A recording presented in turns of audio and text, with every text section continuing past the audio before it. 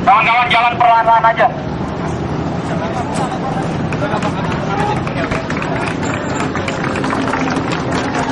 Baik kawan-kawan semuanya.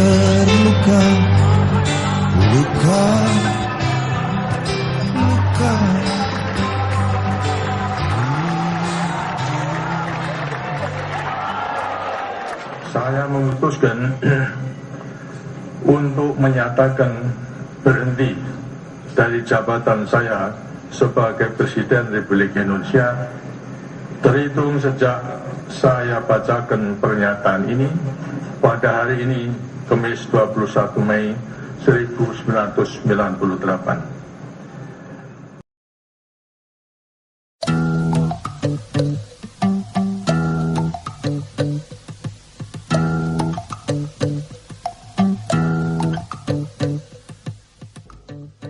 Jatuhnya rejim Orde Baru Soeharto pada tahun 98 adalah hasil perjuangan panjang gerakan demokrasi.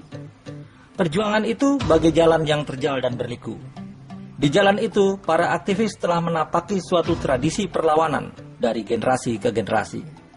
Salah satunya adalah para aktivis mahasiswa dan pemuda yang tergabung dalam Front Aksi Mahasiswa Indonesia atau FAMI yang ditangkap dan dipenjarakan oleh rejim Soeharto pada Desember 1993.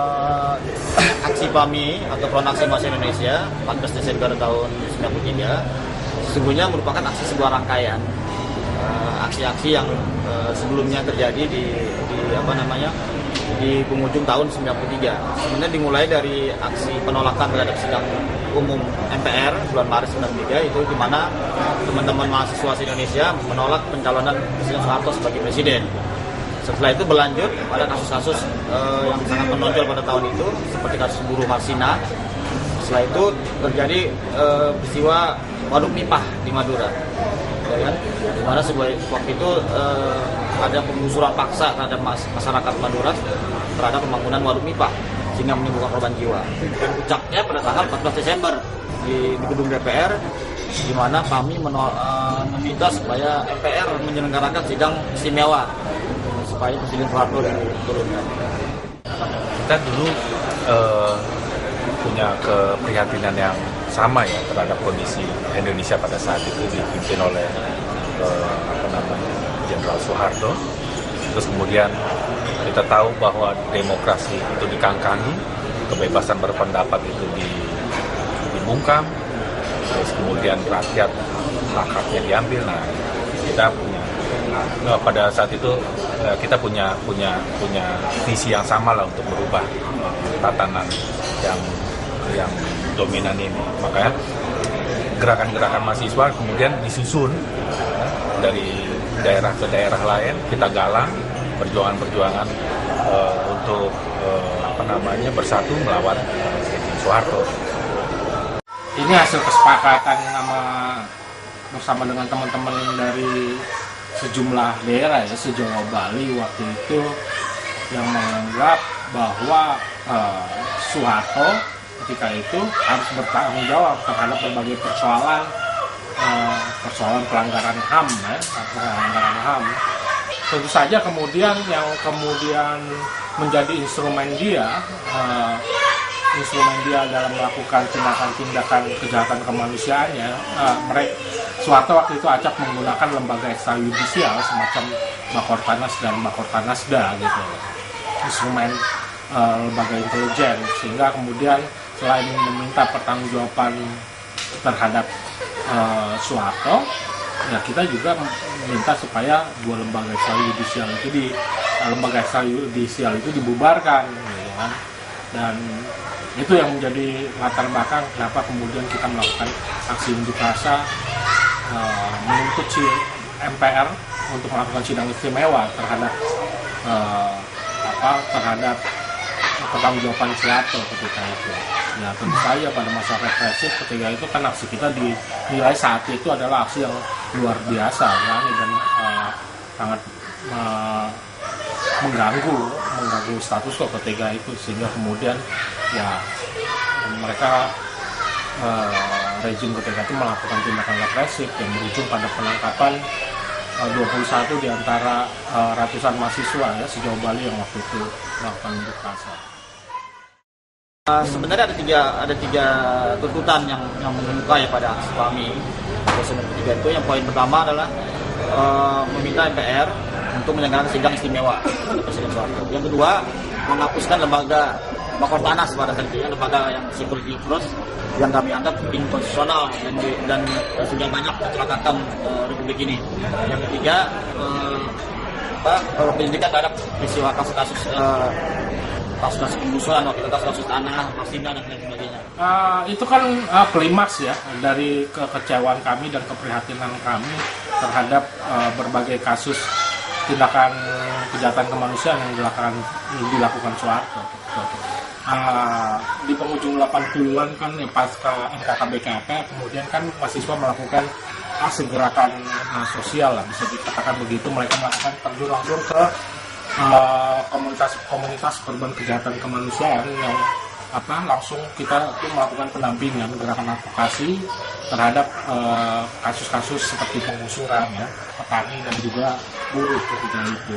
Dan itu yang kemudian melatar belakangi berbagai persoalan yang kemudian kita dampingi itu, kita merasa bahwa ujung-ujungnya ini adalah sebuah sistem dan yang bertanggung jawab terhadap sistem menindas ketika itu ya Presiden sebagai kepala pemerintahan ketika itu, yaitu Soeharto.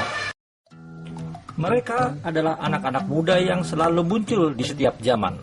Awalnya kecil, namun dengan kesadaran dan keberanian yang kokoh, sekumpulan anak muda ini telah ikut membuka ruang di mana setiap generasi telah meletakkan pijakan yang kuat bagi Indonesia yang demokratis seperti saat ini. Luar biasa ya, pada saat itu memang aksi kami itu ya dengan penangkapan dan pengadilan terhadap 21 mahasiswa itu justru menjadi titik awal konsolidasi dari gerakan mahasiswa di tingkat nasional, bisa dikatakan begitu ya, karena kemudian muncul aksi solidaritas di berbagai kota konsekuensi dari penangkapan itu, dan puncaknya adalah kemudian gerakan advokasi terhadap rangkapan 21 mahasiswa tersebut sepanjang peradilan terhadap 21 mahasiswa itu dilakukan. Waktu itu teman-teman berbagai kota datang bukan hanya hadir untuk memberikan dukungan, tapi mereka juga melakukan aksi-aksi solidaritas terhadap penangkapan itu di sidang peradilan. Dan acap kali pula dalam setiap aksi itu kemudian menjadi tindakan represif terhadap para mahasiswa yang melakukan aksi solidaritas.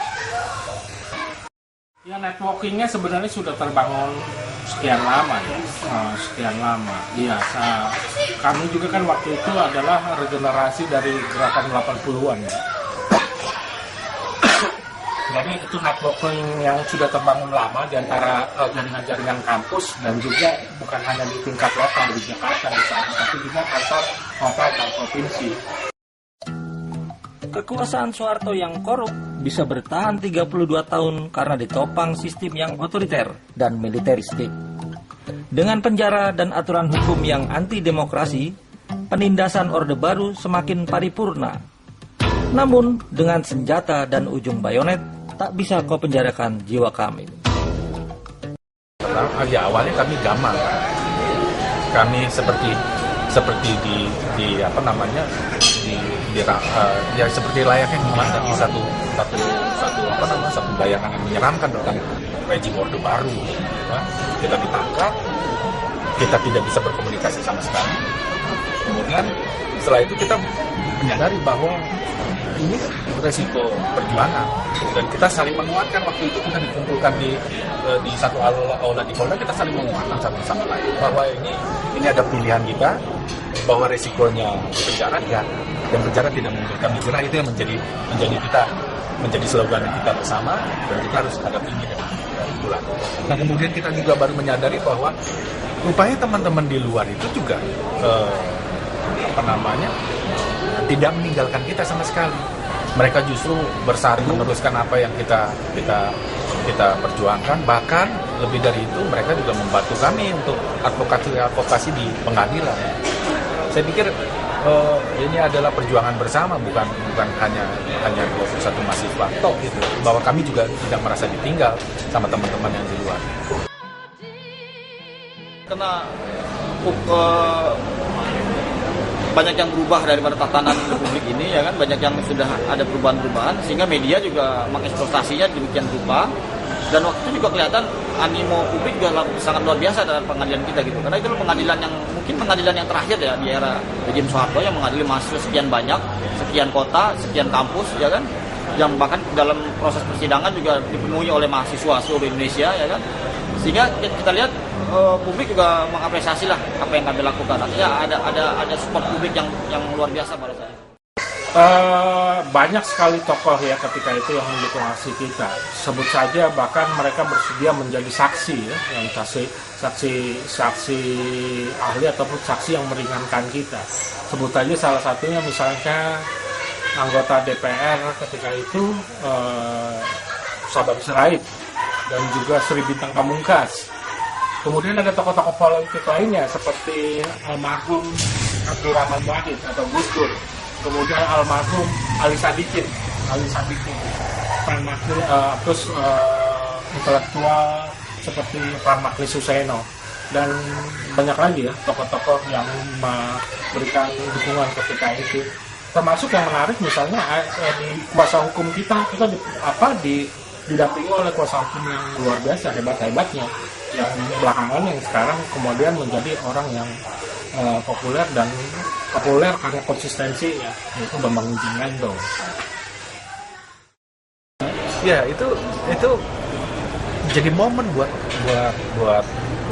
teman-teman yang ditahan untuk menyuarakan lebih keras lagi bahwa apa yang menjadi tuntutan kita selama ini, apa yang menjadi tuntutan keinginan kita selama ini. Jadi memang harus kita set up itu momen itu harus kita rebut, panggung itu harus kita rebut. Ya itu salah satunya di pengadilan. Karena dari situlah kita bisa menyuarakan lewat eksepsi ya, lewat pledoi dan seterusnya ya. Apa yang kita inginkan, apa yang sebenarnya kita cita-citakan, dan mengapa kita harus menurunkan Soeharto dari kekuasaan. Itu yang menjadi fokus kita di.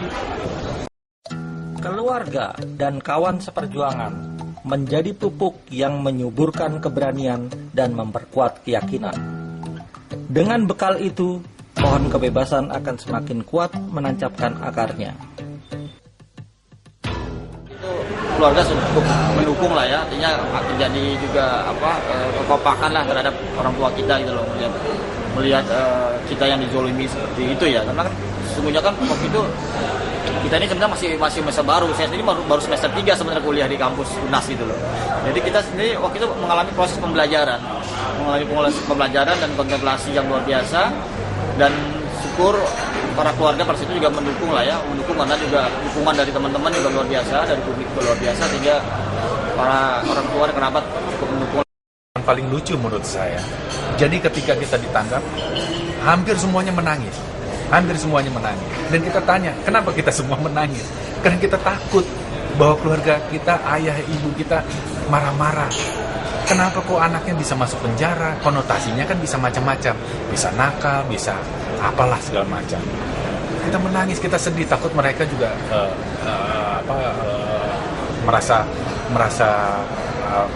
kita merasa nggak berguna sama sekali.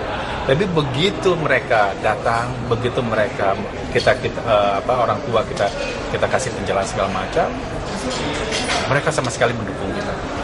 Dan tidak ada keraguan bahwa apa yang kita pilih selama ini merupakan jalan kebenaran. Dan situ kemudian kita harus bangkit kembali. Kita nggak pernah takut lagi sama siapapun, karena restu orang tua itu lebih penting rupanya ketimbang yang lain.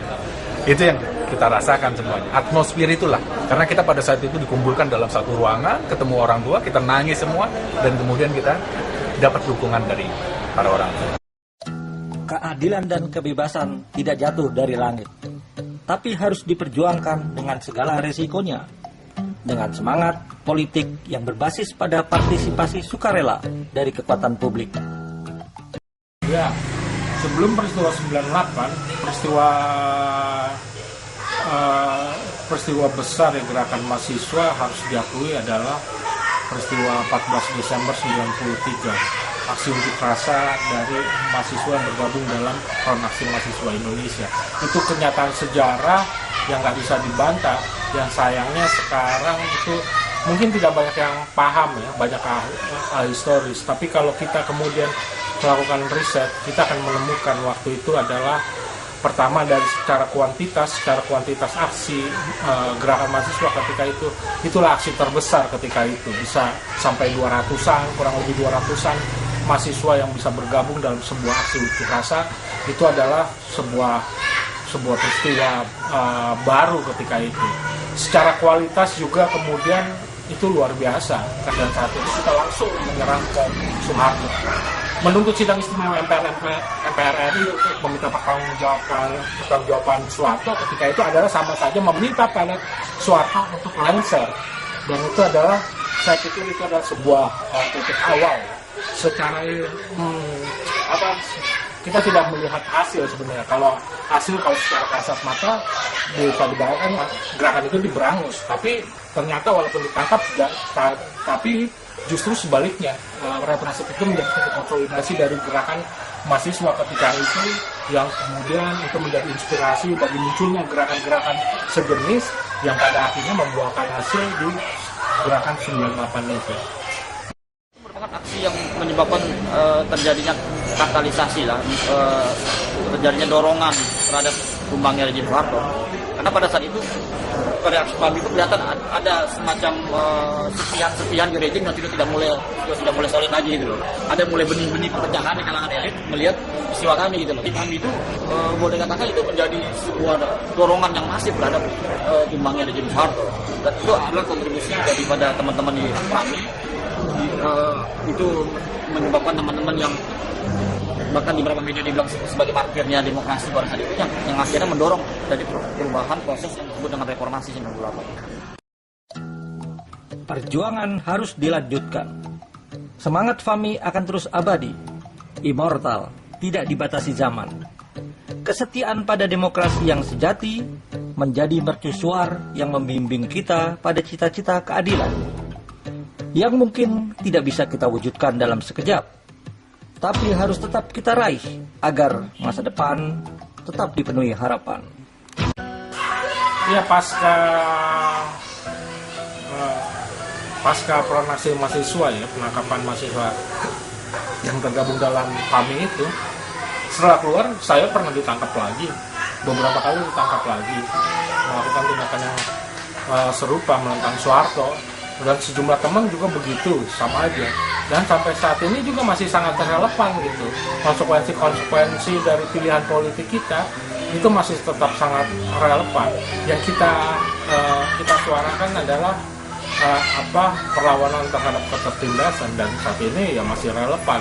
Terutama saat ini kan belum selesai tuh pengungkapan kejahatan kemanusiaan di masa lalu. Pertanggungjawaban terhadap kejahatan kemanusiaan yang dilakukan oleh Soeharto dan korupsi yang dilakukan oleh Soeharto dan kroninya itu kan belum selesai. Tetapi sekarang kan justru sebaliknya, situasi saat ini kan malah kemudian ada pereduksian terhadap makna reformasi ya, ketika kemudian ada kelompok ya, walaupun itu belum menjadi gerakan masif, tapi sudah mulai terasa dengan membangkitkan kembali isme-isme Soeharto itu gitu ya.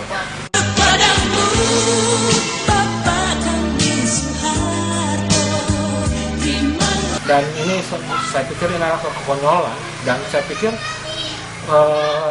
semangat dari gerakan PAMI itu justru masih sangat relevan saat ini ketika isme Soeharto coba dibangkitkan kembali, bahkan dipersonifikasi dalam sebuah partai politik misalnya.